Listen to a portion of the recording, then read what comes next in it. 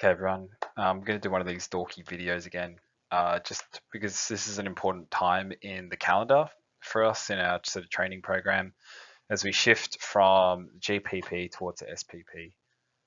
Before we get into anything further, just as a reminder, GPP and SPP just coaching terms used to define blocks of work throughout the training program. GPP stands for General Physical Preparedness. SPP stands for Specific Physical Preparedness. And then coming off the back of SPP is where you'd go into competition phase. So, in the general phase, we're just sort of trying to develop general athletic qualities, which sort of underpin, athletic performance. So, for the short sprinters, for example, we were really focusing on development of strength and acceleration ability. For the 400 meter sprinters, we're looking at developing speed and power. And then as the year goes on, the development of these qualities becomes more specific, and the qualities themselves also become more specific. So, acceleration development, for example, for a 100 meter sprinter, as you guys just experienced, it's like 9 weeks of wearing joggers for a lot of the runs, running on hills, standing postures. As we get into the SPP, that will become slightly more specific. We'll get into blocks. We'll be wearing spikes. As we go into the competition phase, we'll be doing, blocks over longer distances together competitively, actually competing.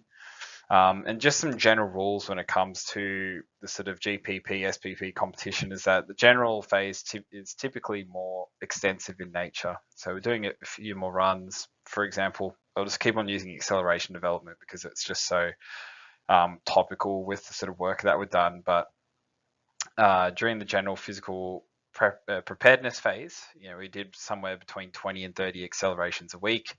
We did 12 to 15 on the Monday. We did 12 to 15 on the Saturday on the hill.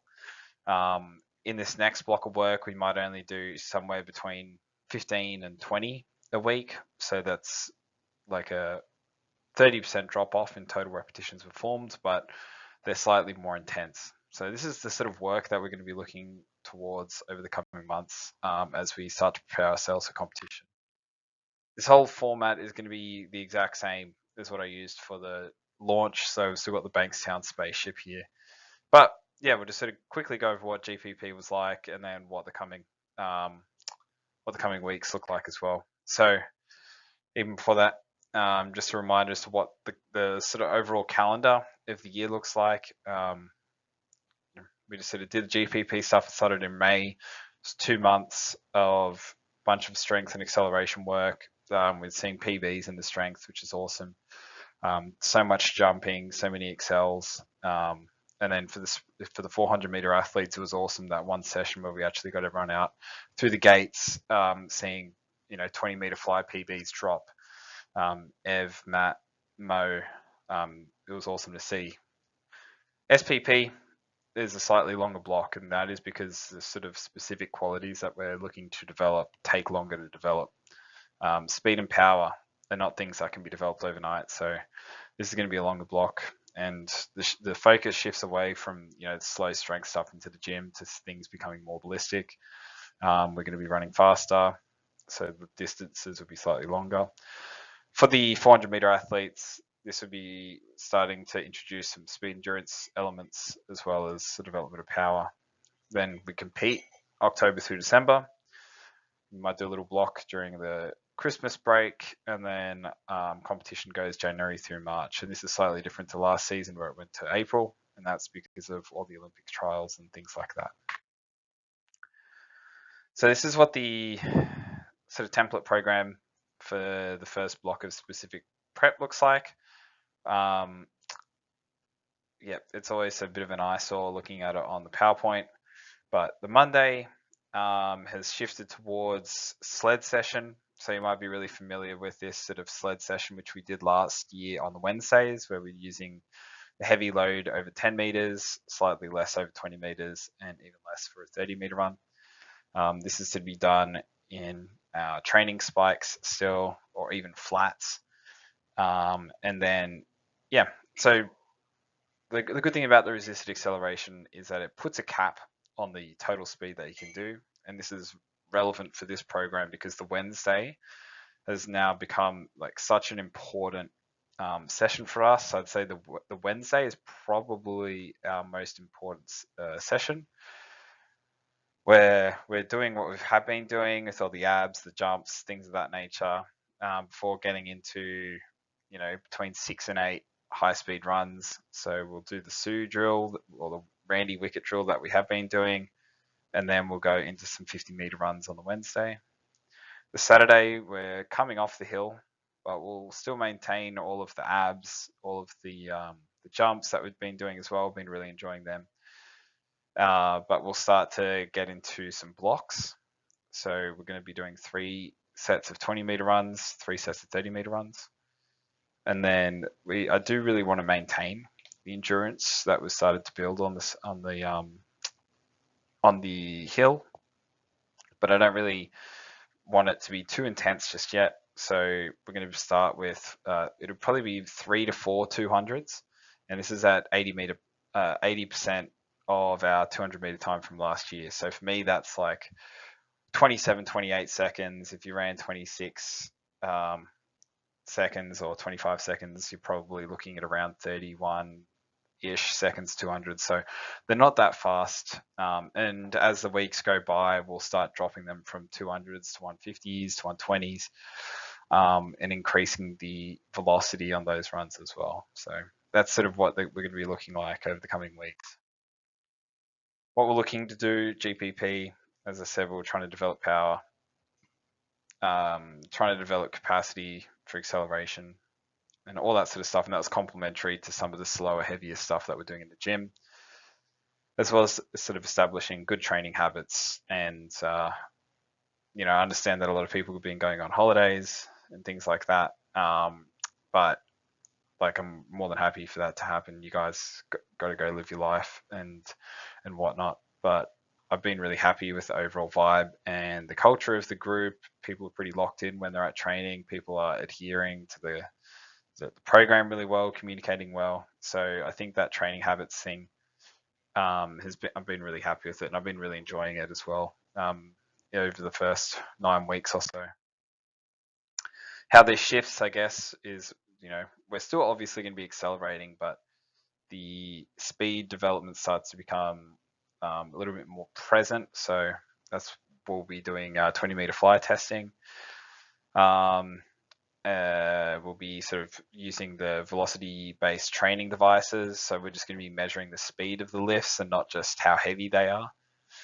And it's going to be a question more about, not about, I guess, about how much force can be produced, what's the total magnitude of force, but it's going to be how fast we can actually produce it. And that's going to be a more transferable quality towards sprint performance.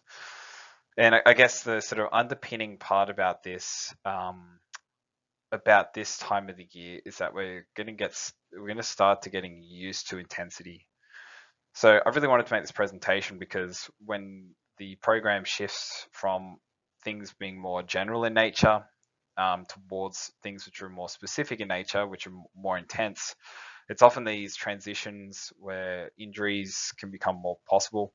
So I do think that if you have been at training regularly and doing all this, I don't think there's going to be a big jump in intensity because the accelerations have been intense.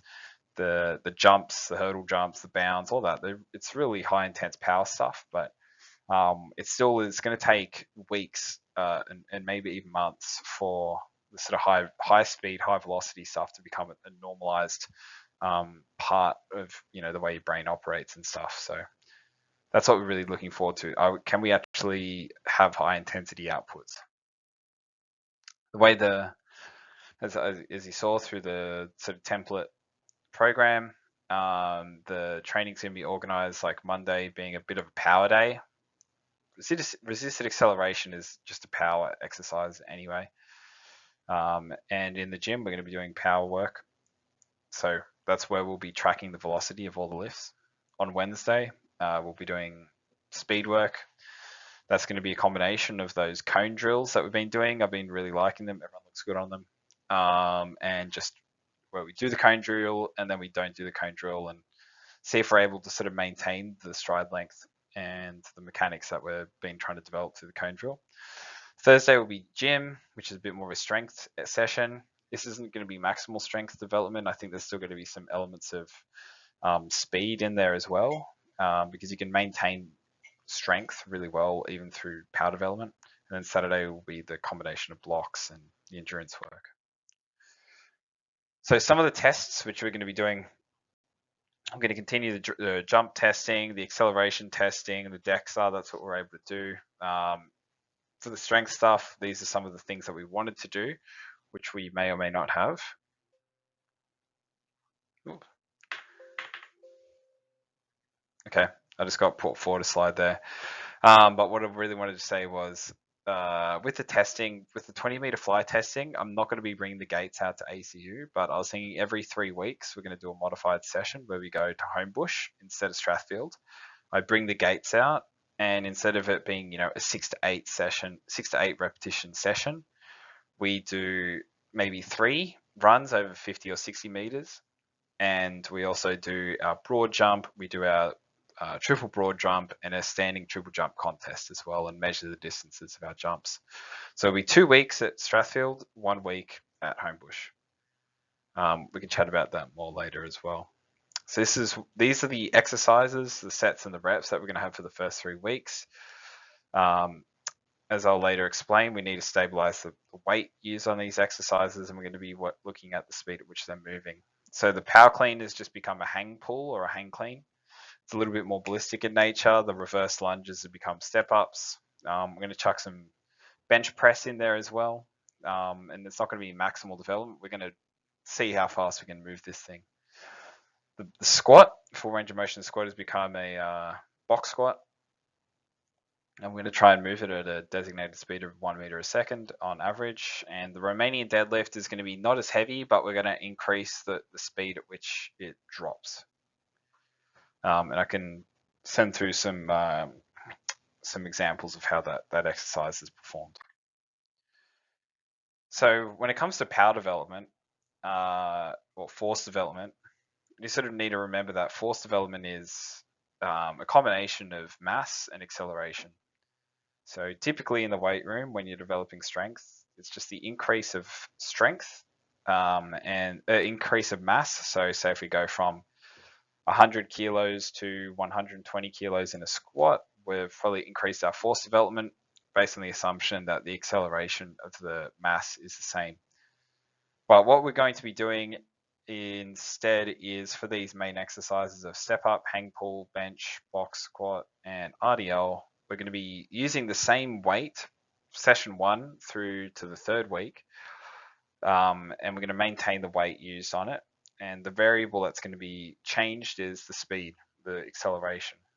So we've got the velocity-based training devices in the weight room. I really want you guys to download Barbell Mate, the app, so you can familiarize yourself with the technology, and you need to track the speed of your lifts. What are some of the goals when it comes to this? Especially if you're new to velocity-based training, this may be kind of a weird concept for you. And I don't mind if you don't understand it just yet, but the goals which we're looking for the hang pull, I want you guys to measure peak velocity, and that to be around 2.1 meters a second. For the bench, the box squat, and the RDL, we're going to be tracking average velocity because those lifts lend themselves better to that metric, and we want it to be 1 meters a second. And for the step up, just as a reference point for the amount of weight to be used, I want it to be completed at body weight. If you're not up to body weight step up yet, don't just fast forward it and chuck body weight on yet. The step up is a technical, and it can be a dangerous exercise if you don't have the technique and the competency to do it. So continue to build up slowly until you've reached body weight. And at that stage, once you've got the technique and the weight feels comfortable, the intent to move it as fast as possible needs to happen. The cool thing about the step up, I think, is you need to track the differences between right and left. How fast can you move it on your right? How fast can you move it on your left? And let's observe how that changes over time. So this is like a really classic, strength training kind of graph here. Strength training on the right, that bubble here, that is like, I guess, the total force that we can be produced, but you can see it comes at the cost of time. What we're really going to be sort of trying to do is shift the curve of the rate at which the force is developed further and further to the left, because the time constraints that are apparent in sprinting are not that long. We don't have 300 milliseconds to produce force. We've got even less. So we need to become better and better and better if we're going to get any sort of transfer out of power development. It's probably not going to be that much through continuation of heavy lifts. It's actually about moving the mass as quickly as possible, moving it more and more, shifting the curve more and more to the left. And that is why we're doing this, to get transfer from the gym onto the track. So this is the last slide, but just to wrap it up, the SPP phase, I really want you to become in tune with your body even more so, because we're starting to do things at a higher and higher intensity. And so when you are doing things at a higher and higher intensity, you're sort of playing with fire a little bit as well. So be patient in the development of speed and the development of power. Examples last year were athletes who were able to, I guess, hit a certain time and able to do it for 6 to 8 weeks in a row, with the athletes who are then able to start getting over the top, and then all of a sudden the times start to drop. So don't really look for PBs every single opportunity when it comes to speed development. We just need to get the work in. And then on testing day, when we whip it out, you'll be surprised with how far it can go if you're just able to stabilize the sort of high outputs for weeks on end. And when it comes to speed development as well, we really need to see PBs of speed development before we even consider competition. There's really no reason why you should expect to run a PB in competition if we haven't PB'd our speed metrics. And it's good that everyone's now familiar with their 20-meter flight time. We've also got the GPS as a reference point as well. We need to see PBs in our 20 fly time before we start to compete. And this has to be the standard for everyone. And we've got 12 weeks or so to get there. So good luck. This should be the funnest block of training of the year. This should be awesome.